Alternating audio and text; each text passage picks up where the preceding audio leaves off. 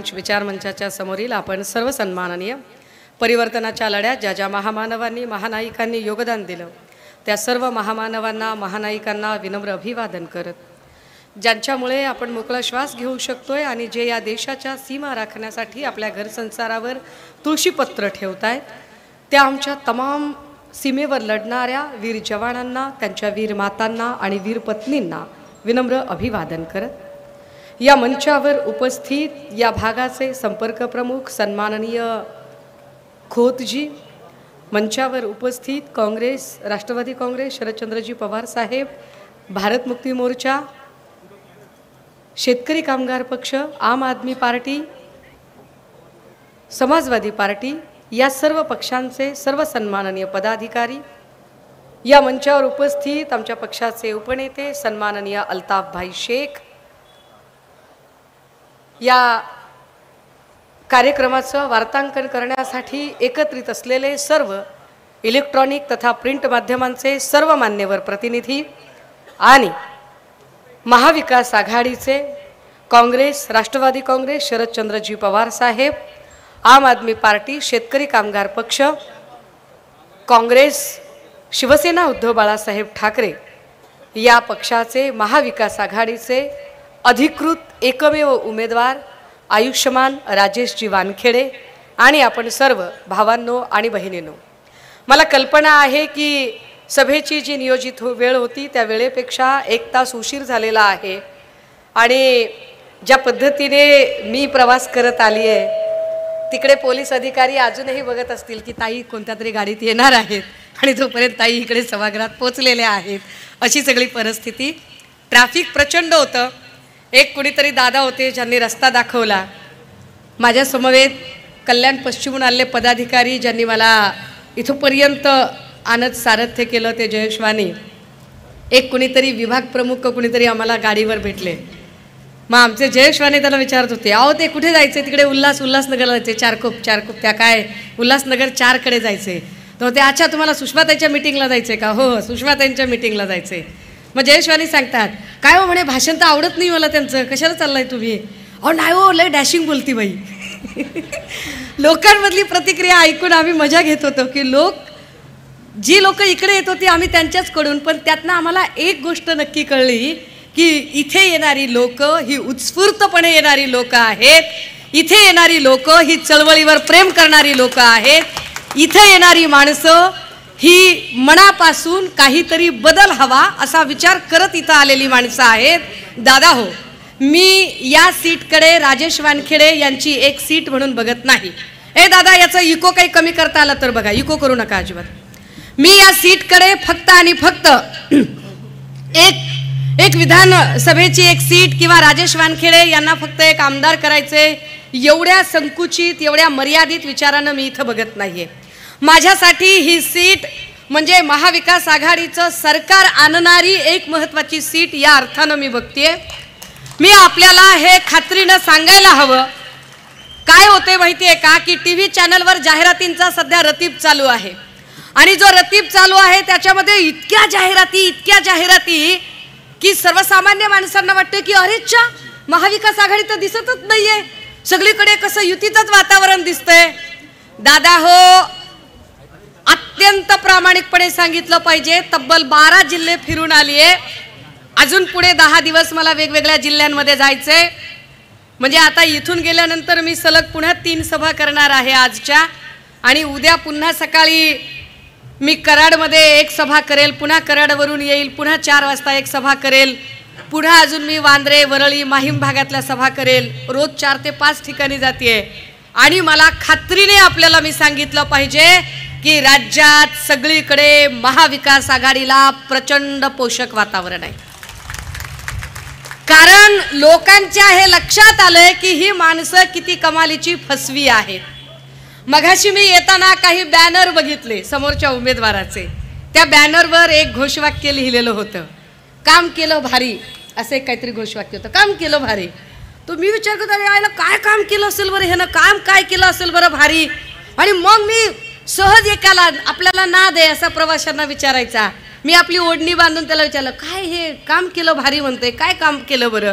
तर तो सांगतो अहो ताई ते सुरतून गुवाहाटीला पळून गेलो होतं ना, तेच काम भारी आहे म्हणले. तिथं अजून एखाद्या बाईला विचारलं, म्हटलं अहो ते काम केलं भारी म्हणतात म्हणजे काय, तर त्या ताई सांगतात, अहो मेल्यानं तोच होता हो ज्याने बदलापूरला तिथं लाठी हल्ल्याचा त्यांना आदेश काढलेला, हाच होता तो बदमाश माणूस. ही सामान्य लोकांची प्रतिक्रिया आहे. काय भारी काम केलं, काय काम केलं तुम्ही, तर तुम्ही अशा पद्धतीने लोकांना वेठीस धरलं. मी सहज म्हटलं काही अंबरनाथ मधल्या लोकांशी बोलूया का, काही लोकांना विचारूया का की अरे नेमकं इथलं काय वातावरण आहे. ते म्हणाले ताई राजेश वानखेडे निवडून येतील. म्हटलं का निवडून येतील, त्याचं काही कारण आहे का, काही गणित आहे का. त्यांनी गणित सांगितलं. म्हणले ताई ज्या अरविंद वाळेकरने या बालाजी किनीकरला मोठा केला, आता त्याच वाळेकरच्या डोक्यावर हा भस्मासूर होऊन बसायच्या तयारीत आहे, त्यामुळे याला बाकीचे झोपवायच्या आधी याला वाळेकरच झोपवायच्या तयारीत आहे. आता हे मला माहित नाही वाळेकर कोण आहे काय, मी तुमच्या समोर अतिशय धावत पळत आले. हे मी गर्दीत ट्रॅफिक मध्ये थांबून थांबून घेतलेला फीडबॅक आहे, जे लोक सांगतात. म्हटलं वाळेकर कोण बाबा, हे किनीकर कोण. ते म्हटले काय नाही ताई, किनीकर हा एक साधा इथे डॉक्टर होता, एक छोटस क्लिनिक टाकलेला माणूस होता, चापलुसी करण्यामध्ये माहीर होता. चापलुसी करण्यामध्ये वाळेकरच्या हातापाया पडून मी तुमचा आशीर्वाद घेऊन, तुम्ही माझे बाप, तुम्ही असली माणसं कुणालाही बाप बनवू शकतात बरं का. तुम्ही माझे बाप, तुम्ही माझी आई, तुम्ही माझा भाऊ, असं करत करत वाळेकरचे पाय धरले. कधी वाळेकरला पाय धरून खाली पाडलं आणि वाळेकरच्या ऐवजी स्वतः उभा राहिला हेच कळलं नाही. पहिल्यांदा वाळेकरला वाटलं की अरे जाऊ दे बाबा, आपली जागा नाही आहे, राखीव मधला माणूस उभा राहतोय, आपण किंग मेकर होऊ. पण किंग मेकरचा पाक वाळेकर झिरो करून टाकला तो किनीकरने.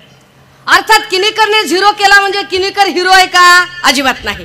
किनीकरने झिरो केलं म्हणजे किनीकर हिरो नाही, फक्त किनीकरला वाळेकर पेक्षा जरा थोडी बुद्धी जास्त होती.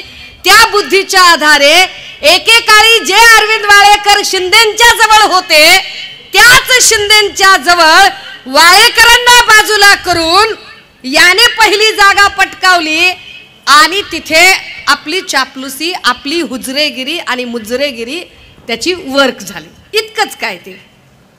दादा हो, का मला बदल हवा आहे, का मी इतक्या जीव तोडून बोलते, त्याची फक्त 2-3 कारणं सांगितली पाहिजे. का महाविकास आघाडीचं सरकार हवं आहे. क्रमांक 1, इथली लॉ अँड ऑर्डरची जी सगळी बिघडलेली विस्कटलेली घडी आहे, ती घडी बसवायची असेल तर हे सरकार बदलावं लागेल.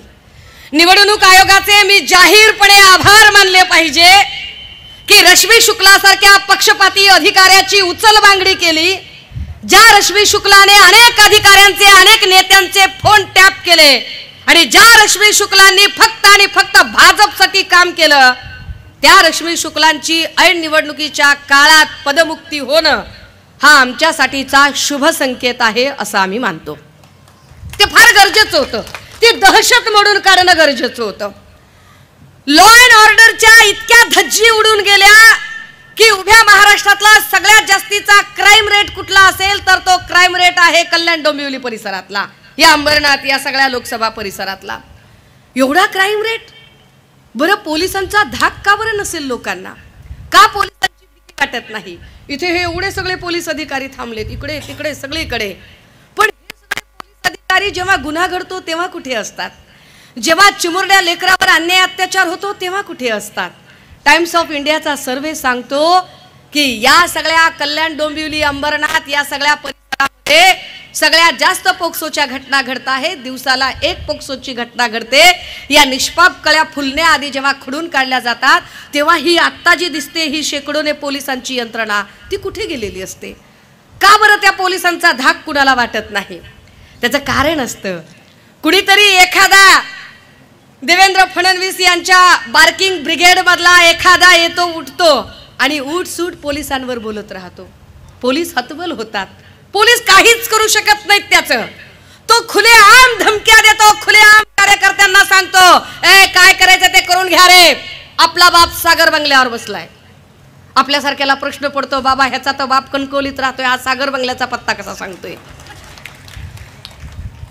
पोलिसांचं काम आहे शासनाच्या व्हर्बायटरी लिस्ट मध्ये असणाऱ्या लोकांची यादी करायची.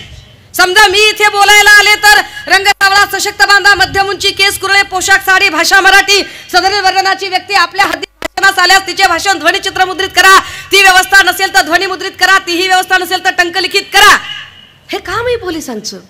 याच कामानुसार त्यांनी निलेश राणेची भाषण रेकॉर्ड करायचं ठरवलं.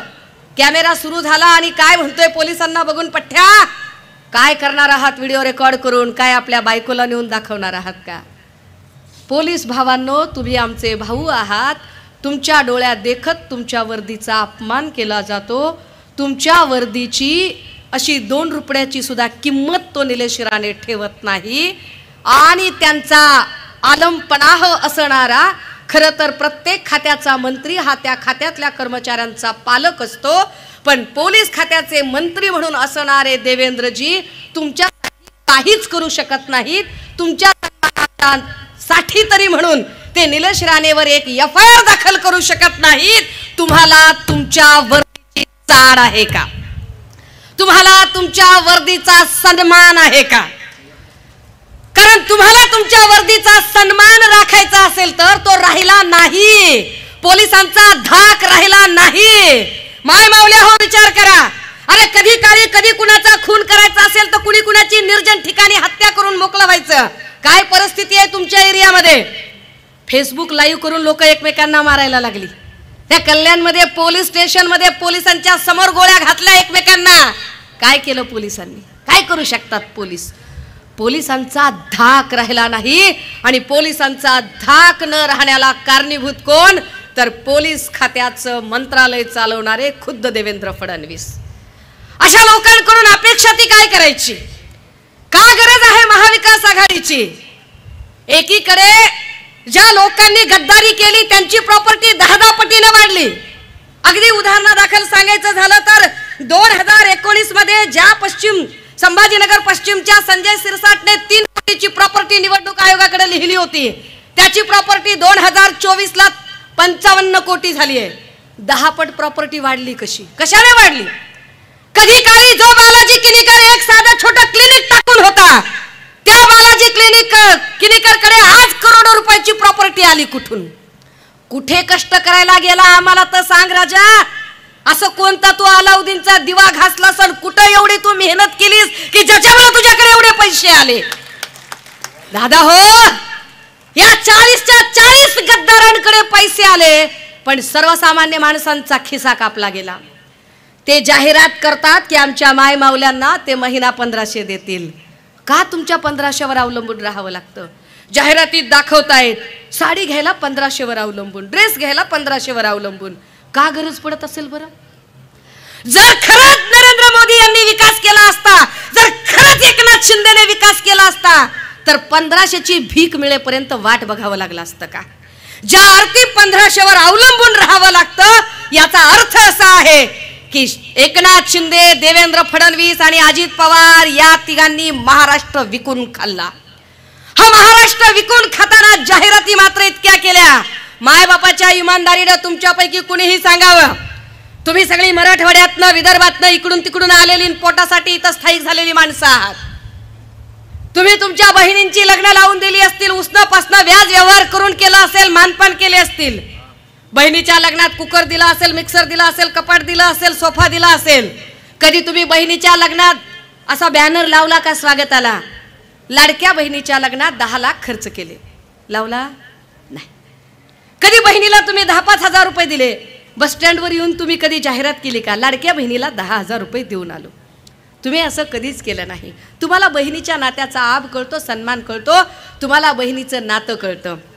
पण ही लोक अशा काही थाटात जाहिराती करायला लागली की जणू काही एकनाथ शिंदेनी तापोळ्याची जमीनच विकून पैसे दिले की काय, जणू काही देवेंद्र फडणवीसांनी नागपूरच्या रेशीम बागेतला आपला बंगलाच विकून पैसे दिले की काय, आणि अजित पवारांनी बारामतीची प्रॉपर्टी विकून पैसे दिले का?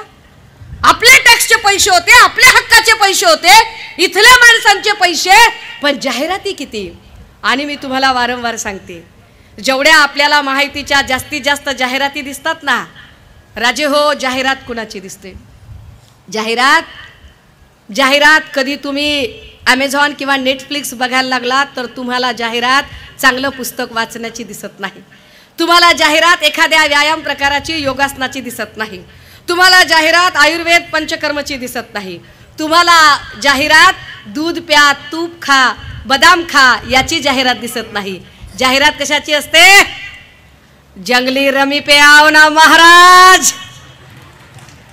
जाहिरात कशाची असते? खूब जमेगा रंग जब मिल बैठेंगे 3 यार, आप मैं और बैक पाइपर सोडा. जाहिरात कशाची असते? बोलो जुबा केसरी. थोडक्यात काय? जाहिरात वाईट गोष्टींची असते. देवेंद्र फडणवीस, एकनाथ शिंदे, अजित पवार ही वाईट विचारांची माणसं आहेत, म्हणून यांना जाहिरात करायची गरज पडते. असल जे नाणं असतं त्याला सांगायची गरज पडत नाही की मी असल आहे, मी असल आहे हे सांगायची गरज पडत नाही. सांगायची गरज कुणाला पडते? जे डुप्लिकेट असतात त्यांना. आणि या सगळ्या डुप्लिकेट लोकांनी या महाराष्ट्राची वाट लावताना इथल्या लेकी बाळींच्या सुरक्षेकडे मात्र सर्रास डोळे झाक केली. काय परिस्थिती आहे महाराष्ट्रातल्या लेकी बाळींची? तर महाराष्ट्रातल्या लेकी बाळींमध्ये 70 वर्षाची आजीही सुरक्षित नाही आणि 3 वर्षाचं चिमुरडं बाळही सुरक्षित नाही. काय त्या सुरक्षिततेचं? पोलीस हतबल, कारण पोलीस गुन्हाच नोंदवून घेत नाहीत. पोलिसांची अडचण अशी आहे की शिंदे फडणवीसांच्या काळात एकच काम केलं प्रत्येक सत्ताधाऱ्याच्या आमदाराने, आपापल्या पोलीस स्टेशनला आपापल्या मर्जीतला पीआय आणायचा. जो पीआय येईल तो आपल्या मर्जीतला पीआय आणायचा. आणि मर्जीतल्या पीआयने काय करायचं? सत्ताधाऱ्याचा माणूस असेल आणि त्याने कितीही बेकायदेशीर काम केलं तर त्याच्या विरोधात गुन्हा दाखल करायचा नाही. पण विरोधकांमधला कुणी जर यांच्या गद्दारीवर बोलत असेल तर लगेच 353, 354, 303, 307, 384 वाटतील ते गुन्हे. कशी पोलिसांची तरी इज्जत राहील आणि कसे लोक पोलिसांना तरी घाबरतील जर असे खोटारडे गुन्हे जर दाखल करायला लागले तर. या सगळ्यांमध्ये लॉ अँड ऑर्डर कुठे आहे? त्या लॉ अँड ऑर्डरचं पुस्तक म्हणजे भारतीय संविधान. ज्या भारतीय संविधानाची ओरिजिनल प्रत मी आता ट्रॅफिक मध्ये 2 व्हीलरवर आले, अन्यथा मी तुम्हाला दाखवायला माझ्या 4 व्हीलर मध्ये ठेवलेली की जी लाल रंगाची प्रत आहे, लाल रंगाची. आणि काय सांगतायत देवेंद्र फडणवीस? अर्बन नक्सली आहेत हे. अर्बन नक्सली कोण? जे लोक संविधानाला मानतात ते अर्बन नक्सली. लाल रंग हा नक्षलवादाचा रंग वाटतो. देवेंद्रजी, जर लाल रंग हा नक्षलवादाचा असेल असं तुमचं सरसकट विधान असेल तर मग आमच्या धार्मिक गाण्यांमध्ये कसा गणपतीचा रंगी चौरंगी बाई लाल बावटा ग चौरंगी लाल बावटा ग, हे गणपतीच्या गाण्यातला जो लाल बावटा आहे तो लाल बावटा पण तुम्हाला नक्सलीच वाटतोय का, जो गणपतीच्या गाण्यामध्ये आहे? देवेंद्रजींनी त्याचं उत्तर द्यावं लागेल. देवेंद्रजी, तुम्हाला इथला प्रत्येक माणूस जो संविधान हातात घेऊन बोलणारा जर नक्सली वाटत असेल आणि तुम्हाला प्रश्न विचारणं म्हणजे नक्सलवाद असेल तर होय, आहोत आम्ही नक्सलवादी, बोला काय करायचंय ते. विश्वरत्न डॉक्टर बाबासाहेब आंबेडकरांनी सांगितलेला कायदा आम्ही काळीच कप्प्यात ठेवणारी माणसं आहोत. त्या कायद्याचं तुम्ही काय केलं? तो कायदा तुम्ही कुठे जपलात? त्या कायद्याची तुम्ही किती विल्हेवाट लावलीत? आणि आता शहाणपण सांगता बटेंगे तो कटेंगे. कौन बोल रहा? योगी आदित्य. साला उसके खुद के 4 भाई, वो अपने भाई से कभी मिला नहीं. अपने भाई के साथ, सगे भाई के साथ जो एक साथ नहीं रहा वो हमको बोल रहा एक साथ रहो करके. अरे इथला हिंदू, मुस्लिम, सिख, ईसाई, जैन, बौद्ध, ख्रिश्चन हे सगळे एकत्रच आहेत. उलट अगर बीजेपी नहीं हटेगी तो हम कटेंगे. इसलिए बीजेपी को हटाना ही पड़ेगा. कारण सगळ्यांनी या लोकांनी जातीवादाचं आणि धर्मवादाचं विष पसरवलं. दादा हो, का गरज पडते बीजेपीला असे सगळे नरेटिव्ह करण्याची? लोकसभेच्या वेळेला राम मंदिराचं यांचं नरेटिव्ह चाललं नाही. मग यांना असं वाटलं की आपण लाडकी बहीणचं नरेटिव्ह आणू शकतो का? का लाडकी बहीण आत्ताच आठवते तुम्हाला? किती वय आहे एकनाथ शिंदेचं? वय वर्ष आता 60च्या पुढे सरकले ना. दादा हो, तुमची बहीण तुम्हाला राखी कधीपासून बांधते? जन्मापासून बांधत असेल का आत्ता बांधते तुमची बहीण तुम्हाला राखी? माया हो, तुम्ही तुमच्या भावाला राखी कधीपासून बांधता? जन्मापासून राखी बांधता. जर तुम्ही जन्मापासून राखी बांधता, इथे एकनाथ शिंदे मुंबईमध्ये आले, रिक्षा चालवत होते, रिक्षा चालवता चालता शिवसैनिकाचे शाखा प्रमुखाचे विभाग प्रमुखाचे नगरसेवकाचे आमदाराचे गटनेत्यावरून पुढे नगर विकास मंत्री, एवढ्या काळात एकदाही महाराष्ट्रातली लेखमाता त्यांना बहीण वाटली नाही? एवढ्या काळात एकदाही महाराष्ट्राच्या लेखमातेला त्यांनी बहीण म्हटलं नाही? बरं, ते मुख्यमंत्री झाले कधी? गद्दारी केली त्यांनी जून 22ला, गद्दारी करून ते मुख्यमंत्री झाले जुलै 22ला. 2022च्या जुलै, ऑगस्ट, सप्टेंबर, ऑक्टोबर, नोव्हेंबर, डिसेंबर बहीण आठवलीच नाही. मग 2023 उजळलं. जानेवारी, फेब्रुवारी, मार्च, एप्रिल, मे, जून, जुलै, ऑगस्ट, सप्टेंबर, ऑक्टोबर, नोव्हेंबर, डिसेंबर बहीण आठवलीच नाही. 2024 उजळलं. जानेवारी, फेब्रुवारी, मार्च, एप्रिल बहीण आठवलीच नाही. मे मध्ये लोकसभेला बहिणीनं असा काही इंगा दाखवला की दना पळायला लागले. मग त्यांना असं वाटलं की आता आपण काहीतरी करू. पण महाराष्ट्राची जनता इतकी सुजाण आहे, इतकी सजग आहे, या बहिणी माझ्या इतक्या स्वाभिमानी आहेत की त्यांच्या 1500 टिकल्यानेही त्या बदल्या नाहीत, फरक नाही पडला त्यांच्यावर. आणि मग भाजपाच्या असं लक्षात आलं की 1500 रुपये देऊन सुद्धा मतदान वळत नाहीये. मग काय करायचं? मग आता त्यांनी मागच्या 3 दिवसात बघा, आता त्यांनी लाडकी बहीण बंद केलं. आता ते कटेंगे तो बटेंगे सुरू केलं. पुन्हा हिंदू मुस्लिम वरती आले, कारण हिंदू मुस्लिम शिवाय त्यांच्याकडे कुठला मुद्दाच राहत नाही. ते विकासाच्या मुद्द्यावर बोलू शकत नाहीत. ते इथल्या कुठल्याही प्रश्नावरती ठोस अशी उत्तरं देऊ शकत नाहीत. दादा हो, मी मराठवाड्यातली आहे, मी गावगाड्यातली आहे. गावगाड्यामध्ये 18 अलुतेदार, 12 बलुतेदार सगळे एकत्र राहतात.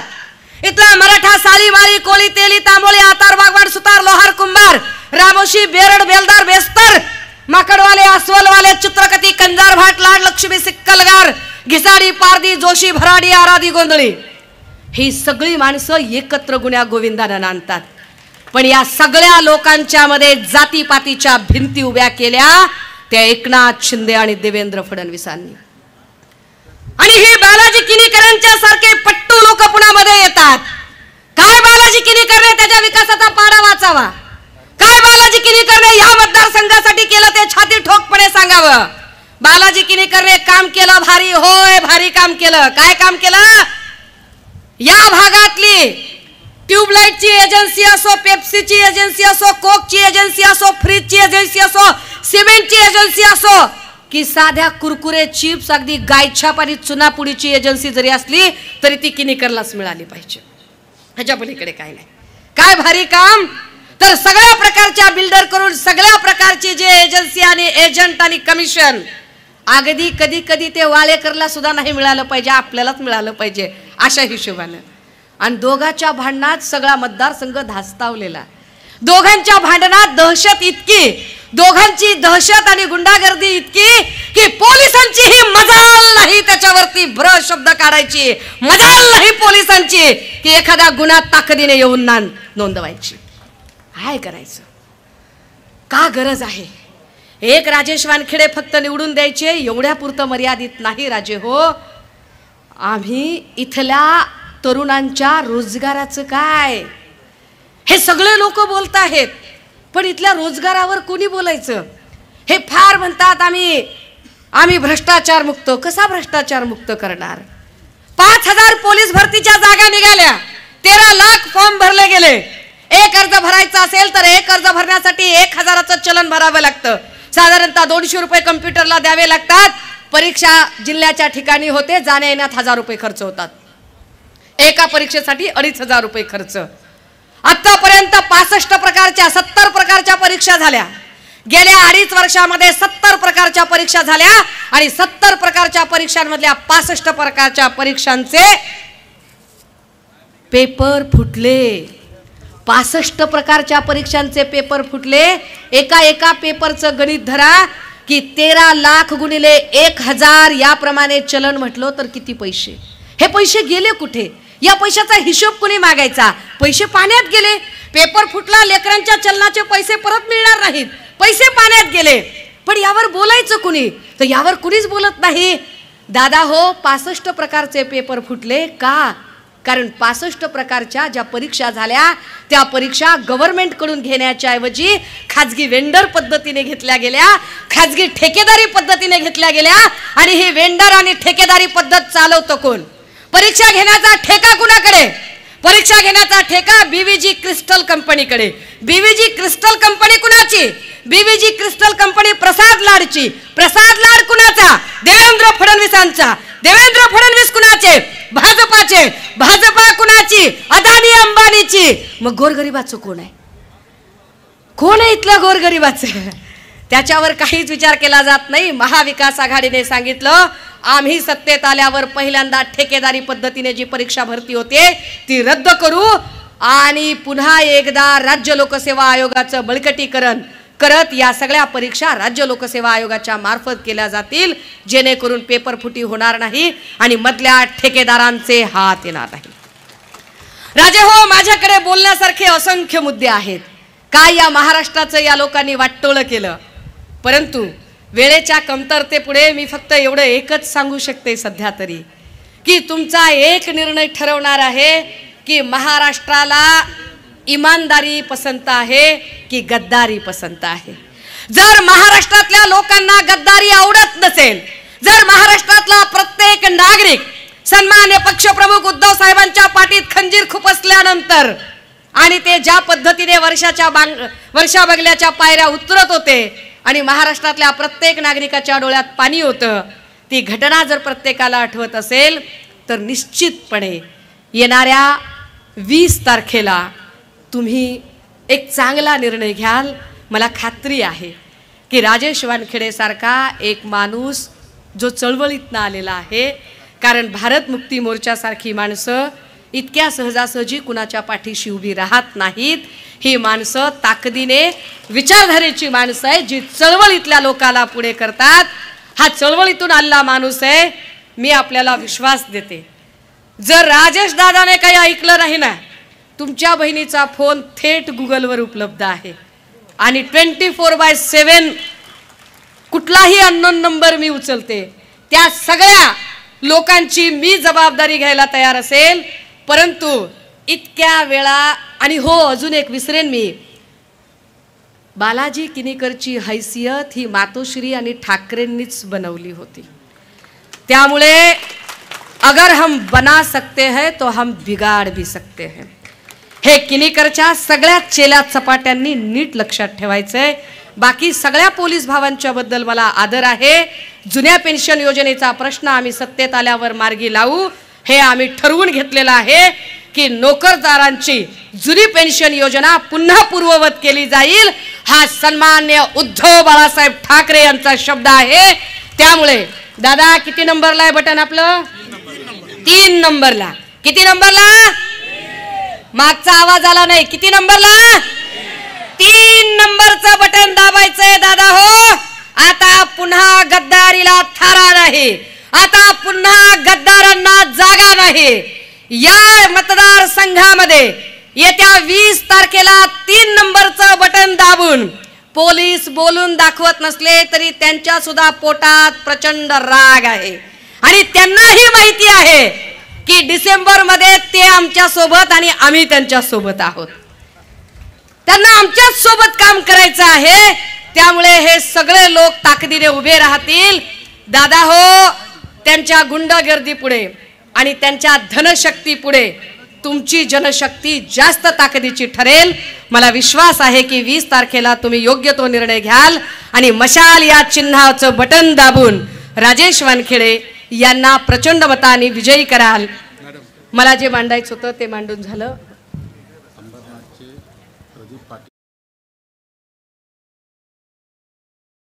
प्रदीप पाटील यांनी सुद्धा आज काँग्रेसमध्ये प्रवेश केला. त्यामुळे आम्ही प्रदीप पाटीलजी यांचं सुद्धा अभिनंदन करतो, आभार मानतो, शुभेच्छा देतो. आणि वारं फिरलेलं आहे, जनतेचं ठरलेलं आहे. लढणार आणि भिडणार, महाराष्ट्रात मशाल पेटणार, ताकदीने मशाल पेटणार. थांबते, रजा घेते. जय भीम, जय भारत. श्यामदादा पण आले. मॅडम 2 मिनिटं. श्यामदादा सुद्धा आलेले आहेत, त्यांचंही स्वागत.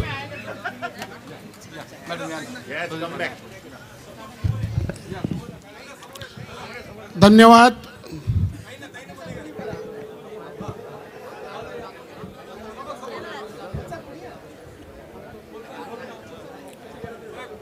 येत्या 20 तारखेला सर्वांनी मशाली पुढचं बटन दाबून प्रचंड मताधिक्याने राजेश वानकडे यांना विजयी करण्याचा आपण आज संकल्प करूया.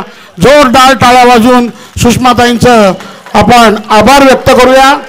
या प्रसंगी जे जे मान्यवर या मंचावरती उपस्थित आहेत, श्यामदादा आणि इतर सर्व काँग्रेस आणि राष्ट्रवादी आणि शिवसेनेचे सर्व पदाधिकाऱ्यांचे आम्ही मनपूर्वक धन्यवाद व्यक्त करतो. आपणा सर्वांचे मनपूर्वक धन्यवाद व्यक्त करतो आणि जाहीर सभा इथे संपली.